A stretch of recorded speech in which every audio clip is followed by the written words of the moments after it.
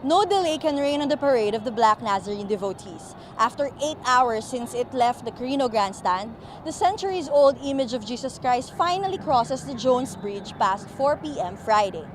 Millions of Filipino faithful follow the carriage for hours, withstanding the constant push and shove required to get a closer look. Before noon, officials already reported 1 dead and hundreds injured. But unlike last year, when devotees tried to divert the route of the procession, police say the Black Nazarene today crossed the Jones Bridge without any major setbacks. Sa obserbasyon namin, okay naman, maayos naman kasi after nung makalagpas yung karosa, wala namang ganong reklamo o naobserba kami ng mga nasaktan. Siguro nga sa dami na ring pulis na umalalay o nakadeploy dito, kaya napangalaga namin yung kaayusan. Just the mere sight of the image left many devotees in awe.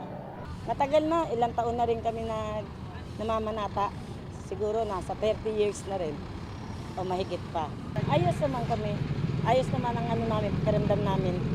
Saka talagang hindi kami pumapalya. Pumalya lang ako nung nag-abroad ako, yun lang.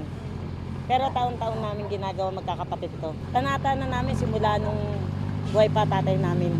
Kami na lang nagpatuloy. The Black Nazarene has a long way to go before it reaches its final destination. But the journey ahead is nothing for Filipinos known for their extraordinary faith. G. Geronimo Rappler, Manila.